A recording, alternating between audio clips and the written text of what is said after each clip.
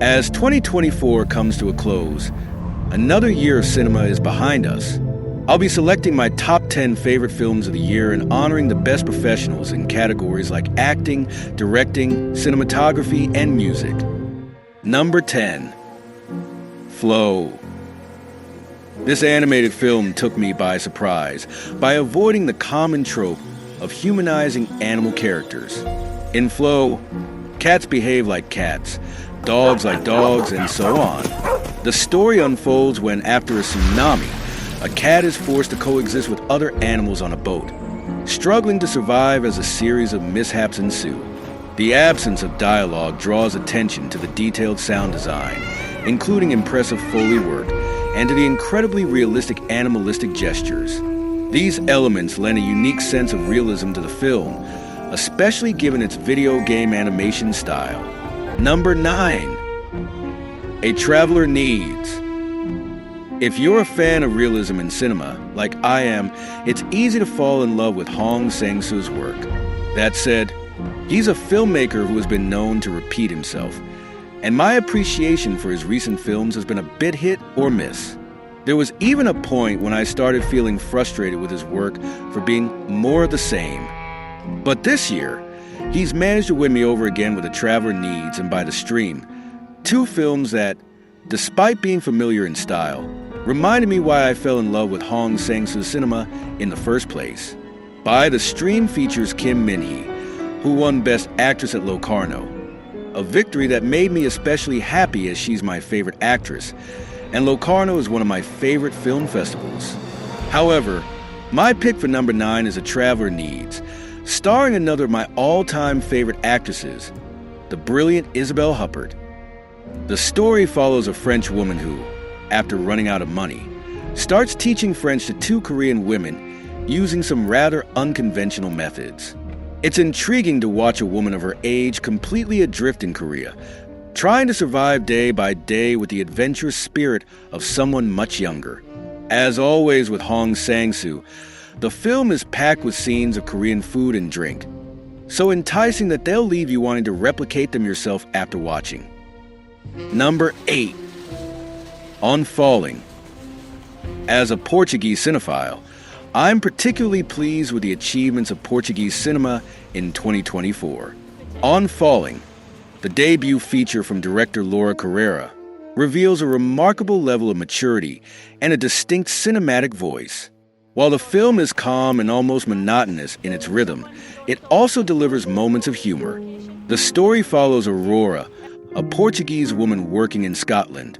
Despite being employed in a warehouse surrounded by hundreds of people, she finds it difficult to connect with others. Her only activity outside of work is scrolling through Instagram, which leaves her socially ill-equipped to meet new people. This leads to plenty of awkward situations, culminating in a particularly memorable and cringe-worthy job interview scene. Number 7. Saturday Night. I'm not a fan of Saturday Night Live, mostly because I've never actually watched a full episode, though I'm well aware of its significance in North American culture. However, the film's trailer caught my attention with its originality and authenticity. When I finally watched the film, I really liked the long sequence shots and fast-paced storytelling, which were already well represented in the trailer. The film humorously and chaotically depicts the first day of filming the very first episode of SNL, accompanied by a soundtrack that perfectly mirrors its dynamic and frantic energy. The performances are solid overall, though with such a large cast and so many long takes, there are naturally some highs and lows. That said, I'd like to highlight Corey Michael Smith's performance and, of course, Willem Dafoe, who once again feels like he was born for his role even though his screen time is brief, like J.K. Simmons, who is also fantastic as expected. By the way, I haven't seen Nosferatu yet, so don't expect it on this list. But seriously, how do you have Willem Dafoe available and not cast him as Nosferatu? While for sure he did a great job in the film, it's impossible not to feel like he'd be the perfect choice for the main role, especially given his physical resemblance to Klaus Kinski, who delivered an unforgettable Nosferatu performance in 1979. Number 6. A Different Man. While it's an original story, it's hard not to immediately think of Seconds, 1966, directed by John Frankenheimer, or The Face of Another by Hiroshi Teshigahara. A Different Man isn't quite the masterpiece those films are, but I thoroughly enjoyed it. The story follows Edward, an aspiring actor whose face is disfigured, a source of torment for him, despite his outward composure. When the opportunity for a cure arises, he agrees to undergo a transformation and receive a new face. There's one scene in particular that I can't get out of my mind. As Edward walks through the street, he encounters a street performer dressed as a living statue. In that moment, he realizes for the first time that he can look someone directly in the eyes without provoking any reaction. This realization seems to bring him some comfort, as he locks eyes with the statue for an extended moment, almost daring it to respond.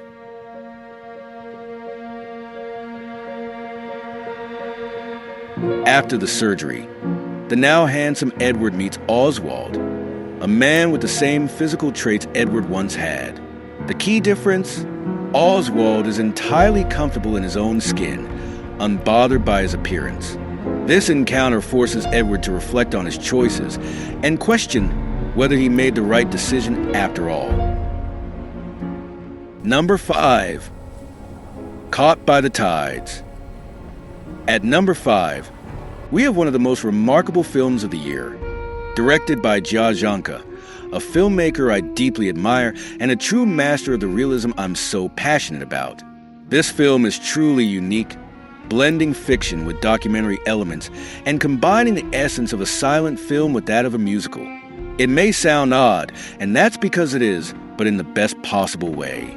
For those unfamiliar with Jia's filmography, this might be a challenging watch, as it invokes themes and ideas from his earlier works. More than just a search for her missing partner, I believe the film explores a longing for an old China, a sentiment present in Jia's early films. The inclusion of archival footage from older films evokes a powerful sense of nostalgia, offering a striking contrast to the China of today.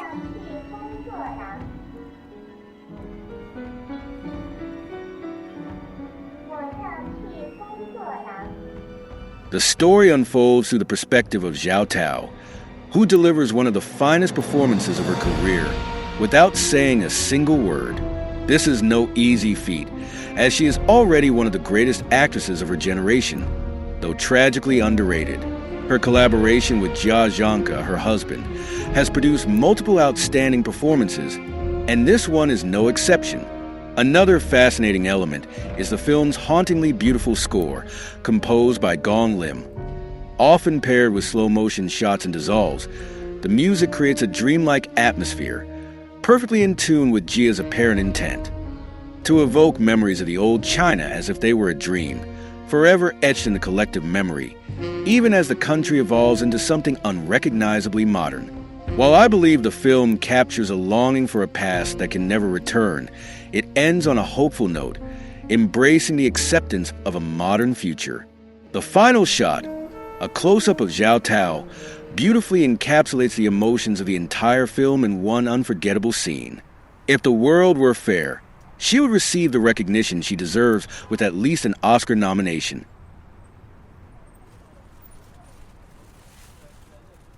Number 4. Grand Tour. We return to Portugal, this time with one of the greatest achievements in Portuguese cinema. Directed by Miguel Gomez, this film has become my favorite in his filmography. It's the kind of work that deliberately leaves you disoriented, a film where time and space are seamlessly intertwined, creating a unique cinematic experience. Grand Tour masterfully conveys the complexity of its characters in a subtle yet powerful way. Without relying on frequent close-ups or emotional monologues, the film allows us to feel the weight of their emotions and the variety of sentiments they carry. Interestingly, the actors revealed that they rehearsed scenes they knew wouldn't be part of the final cut, further enriching the characters' depth. The first part of the film follows Edward as he flees on his wedding day, embarking on a journey through various Asian countries, a true grand tour. These countries are often depicted through documentary-style footage, making it easier to grasp the chaotic and diverse world Edward is losing himself in. This same world is where Molly, the bride, will passionately chase after him. Molly is a peculiar character, strangely optimistic, even after being left at the altar and not having seen Edward for 7 years. She is constantly smiling, though it often feels like a mask for the pain she hides. Even her laughter is unique, leaving us questioning whether it's genuine or just another layer of her disguise. Adding to the film's brilliance is its stunning black and white cinematography, which lends an almost timeless quality to the narrative. The stark contrast and meticulous framing enhance both the emotional depth of the characters and the grandeur of the landscapes.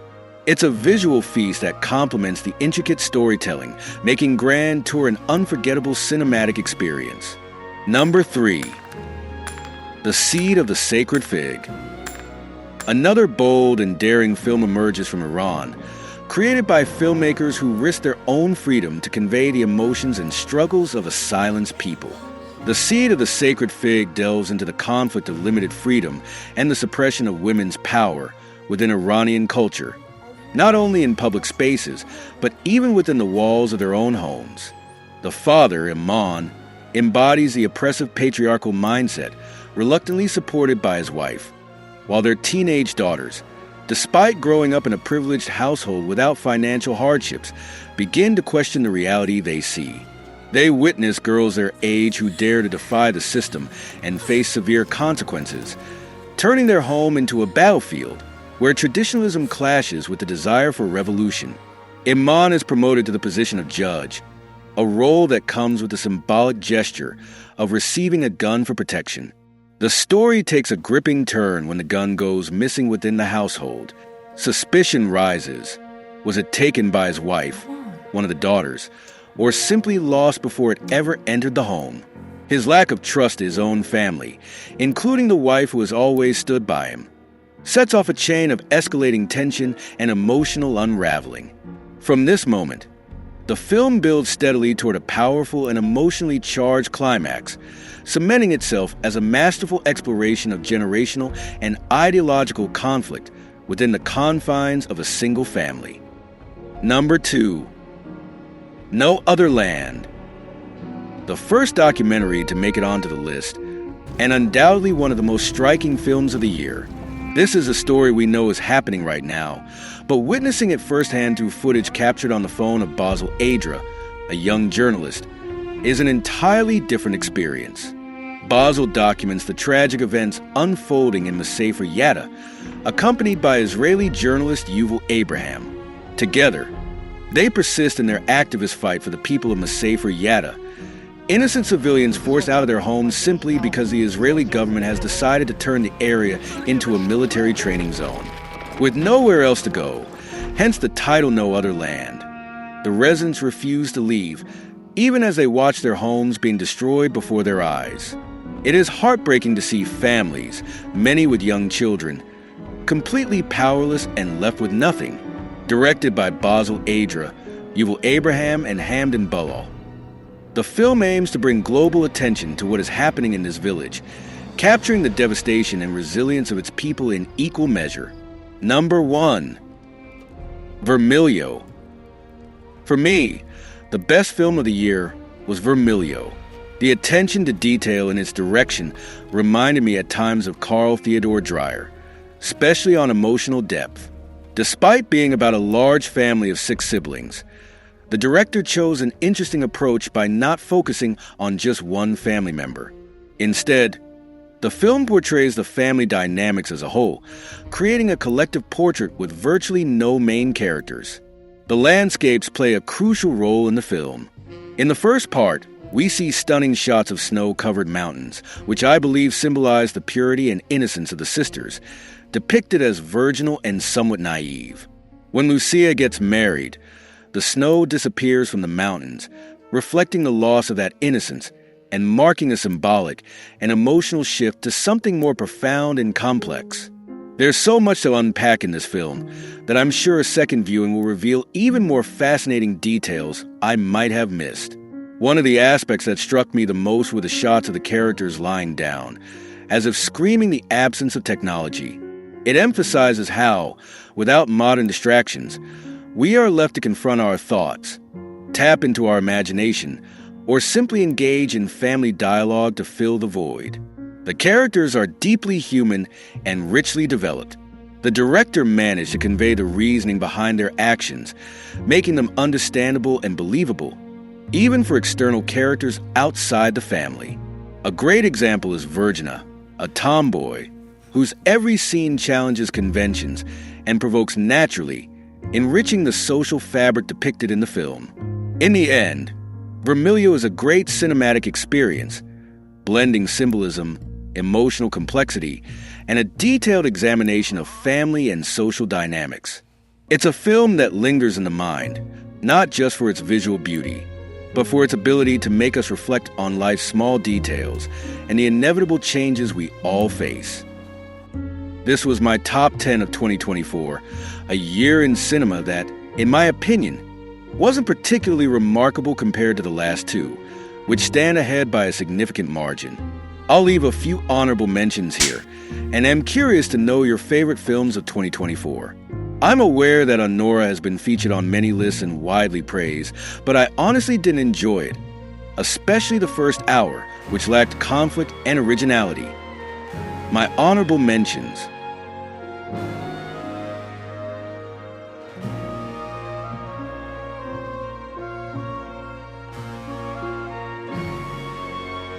and these are my winners for some of the most important categories in cinema. Best Actress, Zhao Tao, Caught by the Tides. Best Actor, Tommaso Regno, Vermilio. Best Cinematography, Rui Polkas, Sayamba Mukti Prom, and Guoliang Grand Tour. Best Original Score, Hans Zimmer, Dune Part 2. Best Original Screenplay, Aaron Schimberg, A Different Man. Best Director, Maura Del Piero Vermilio. Hope to see you again to keep the conversation about cinema alive.